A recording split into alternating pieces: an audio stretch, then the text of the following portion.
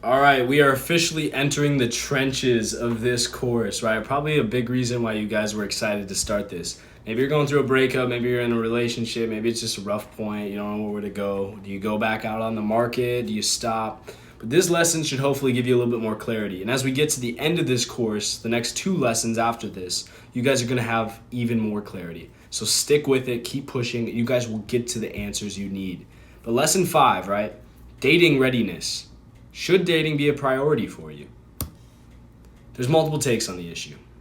There's first, I've heard the people say, right, find the person first, build together, like get married right away, have kids, and then figure it out, right? Find the person, invest fully, and they will support you through everything they do, right? Because you don't want gold diggers coming to you after the fact, and you can't, feel like you can relate to anybody. I've seen the videos, right, of the people that have the like shitty Prius in their driveway, and then they have the Lamborghini, and then they take the Prius out on the date to, test to see if they're a gold digger or not, right?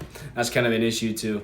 But, this is a quote I just used in a video not too long ago, but this is a German, saying, but I don't know the words. But if you build your garden first, right, it's going to attract more butterflies than going after them with a net. So let them come to you. That's the other take, right? So you build yourself first, and then when you have the value that will let you get the best partner, instead of trying to find somebody to build with, you find the best people out there that have already perfected themselves instead of taking a fixer-upper, right? So that's the other take on there. It's really just kind of that too. Do you invest now or do you invest later? And it's really a potential over time versus having more options early, right? If you're 30 and you're trying to date versus 22, there's going to be a lot more people your age still single and not married yet. And then religion's another big take, right? Like, do you, really invest in someone and get married first versus, do you date around? Do you sleep with people, right? Do you hook up? Do you try to just, connect with as many people as possible to figure out your options? So that can kind of weigh into it as well, too. The best answer and my personal answer, side with me if you want, but what I've kind of determined from my experiences and people I know is dating readiness comes when you feel complete first on your own. That has to be figured out. That's why mindset mattered first and then this, and the lessons up to this point in the course. But people and relationships that you can find that add to your life should be invested fully in, not just those that fill a simple void or a gap. And that's kind of obvious, right? But a lot of times you have people that are dragging you out to the club like we talked about, or the bar, and you overlook friendships, right? For, them not actually having the value that they thought you had in them. And so you go out and you just waste, your life away with people that you think are good for you and you're having fun, but you're not actually having real productive success in the world the way you want. So friends come in to fill spots you want to be filled, not those that they can squeeze in. Right. So if you're feeling lonely and you find these, chain smokers that are, running to the bars and, getting hammered every other night, and those are your friends, well, are they friends of convenience or are they friends of value, right? Because they're not people that you're building your business with. They're people that just cure your loneliness. It's the equivalent of grabbing donuts, right, when you're feeling hungry, instead of, letting yourself be comfortable with hunger or feeding it with something that's actually nutritious for you. Time and energy have to be assessed and agreed upon, right? Because as well as that, when you find the right people, they have to know, right? They either have to agree upon the fact that you don't have the time or the energy, and they're okay waiting for you to become the person that has the resources to give them and the time and the energy on the back end. But you can't take them for advantage either if they are not confident or sure of that, and you're just going to make it work, right, because you're busy. And so how does this work with dating? Most people want to date up, right? You want to be a 5 and date the 10, or you want to be an 8 and date the 10, or a 1 and date the 10. And they want to feel like they got to steal. But here's how I see it, right? Have your relationships, first of all, been steals most of the time? And for who? Have you been the one that's tried to date up, or have they? Because at the end of the day, it should feel like you're both getting a steal in a partner.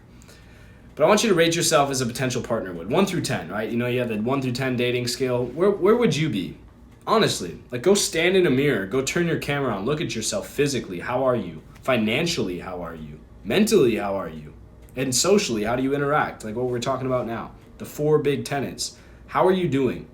I would probably give myself, honestly, right now, compared to the dream person that I could be, I'd probably be like a 6. But for who I was 5 years ago, I'd be a 9 or a 10, honestly. I'm great from where I was at that point. But I always have my goals set higher, which means that the partners that I could invest in are at that level too. And so assess yourself.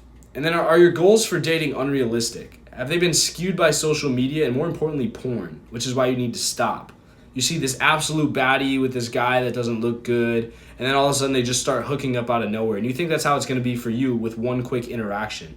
And so you don't actually learn how to properly interact or take people for the people they are, and you don't give them any sort of respect. You just think the opposite sex can be used, and so you don't know how to interact with people other than in a sexual way, and your mind's completely broken. That's how it is. Until you actually wake up and realize that. But there's a lot of hierarchy in dating, right? People are at different tiers. They're out of my league, right? Because they're at a higher elevated level of their life. A lot of times that comes with age, especially for men. For women, it's more looks based, I would say, most of the time, as well as, if they have a business or they're making a ton of money or they're a model, that's going to add to it too. But that's traditionally, women are more assessed, I would say, in society nowadays on their looks, and men more on the value they add or the wealth that they build. That's not all the time too, but traditionally how it's been. Men look at behaviors and looks, right? As I've said, for that reason. Women look at provisions, what men can oftentimes add. If you're anywhere in the middle, I don't know, but I'm speaking to traditionally how men and women operate. Attraction will lead to hookups, behaviors, and provisions will lead to relationships. So are you attracting people, right? And are you... Let me rephrase this, right? Behaviors and provisions will lead to relationships, right? Because behaviors versus looks and provisions versus looks, right? Because everyone wants to find the hot or the baddie, right, person. But are women looking for true value that a man can provide, or is it just because he's hot or he has the abs, right? Are you looking at the woman, right, traditionally, as the values are because they're hot or because they have good qualities? They can cook, they can relate to you, they seem like a good mother might be at some point. Have you done a hookup before? And how do you feel about that person now? Do you feel like you can respect them the same? Do they feel like they respect you? Do you feel like you can connect on a deeper level? How often have you failed to realize the red flags? Maybe you hook up with someone and then the next day you're like, oh wow, they're absolutely crazy. What blinded you? Maybe it was what's down there, what's haunting you, because you're so sexualized by the P word. Big point, huge point here. Like attracts like. Think of water, right? You ever seen water on a windshield, how the particles, like as they run down, it'll kind of bead? That's called cohesion. Water stays together. If you've ever filled a glass to the top, you can fill it a little bit more than what would seem to be full because water has kind of like a sticking factor and it'll bubble up instead of just spilling immediately. But that's called cohesion. It's a scientific principle. And cohesion of water, right, exists, so cohesion of qualities exists, right? So the reason it sticks, right, and can't be broken easily is because there's kind of like a force holding it together. There is a force. So high performing attracts best looking, which also attracts best earning. All the big high value out there, the highest of the high, stays together, which is why it's a hierarchy. And then the lowest, if there's not much, it's going to not be, so not only is it low values and low development is held together, right? Shallow people are held to low earners that are held to low morals and all this, right? But it's not only that, but those people also don't have very strong bonds. The best and strongest bonds come from the best qualities.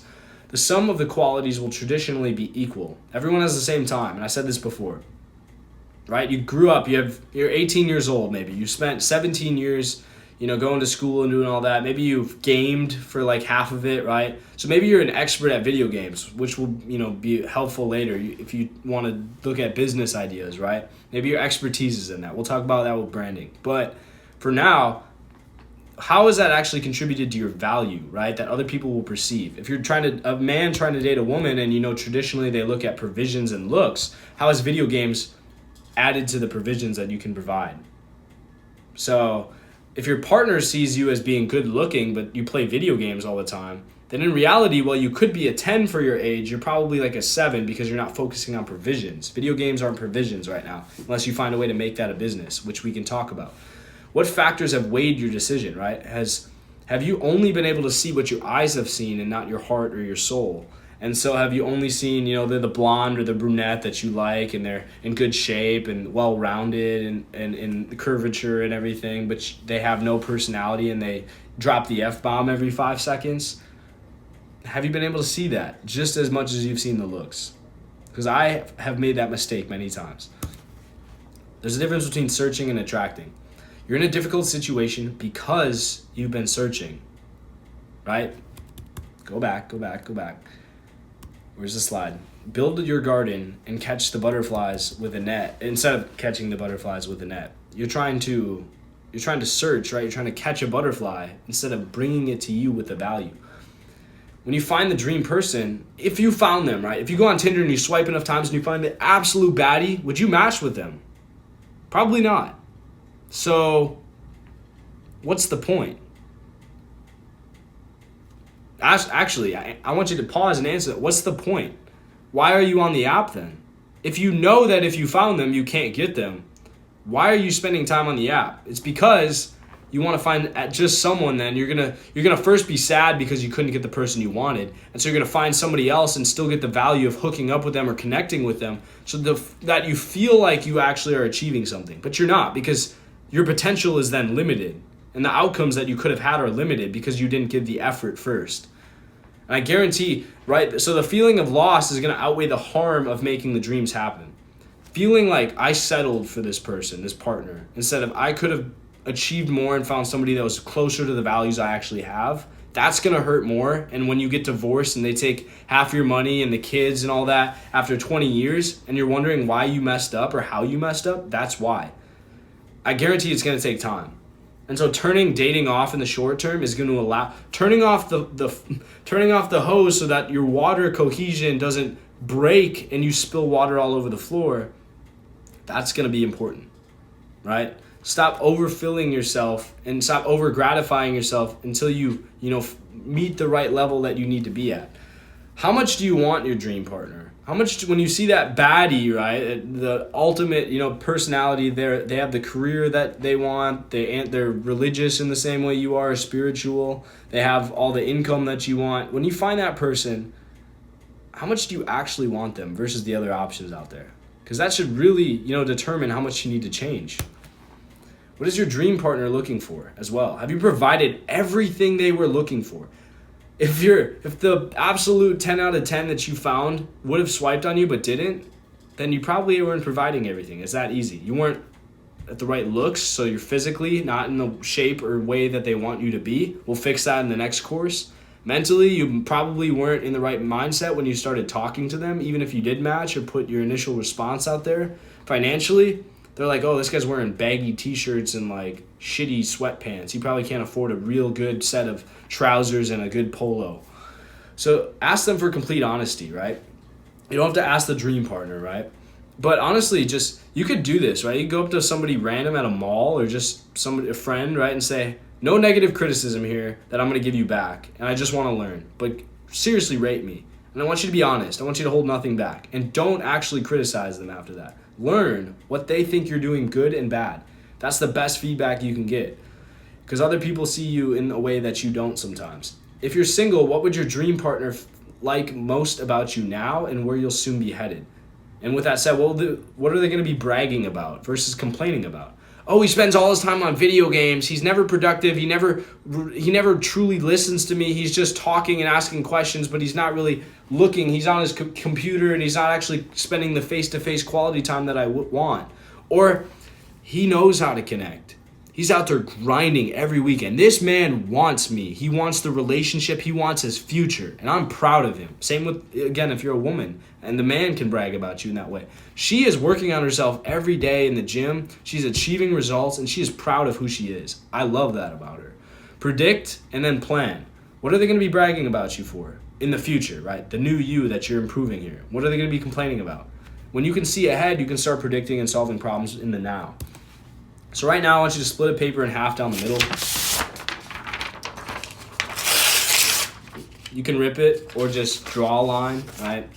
But I want you to list the behaviors, the good and the bad that you have. What do you exceed at mentally, physically, socially, and romantically, and then financially? I want you to list that on each side. So you can break it down in 4 sections if you want, or just kind of go in your head mentally, okay, everything I can write down, then go through each category. And I want you to list like at least 10 for between all 4 of these on each side. Circle the 3 which you can pay most attention to, and do this weekly.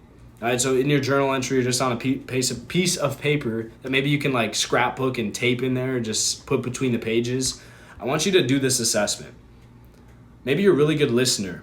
Maybe you're not so good of a direction follower. And so, like, if you write down those qualities, maybe your biceps aren't as big as you want. Like all these different qualities, circle, at least 3 that you can pay attention to.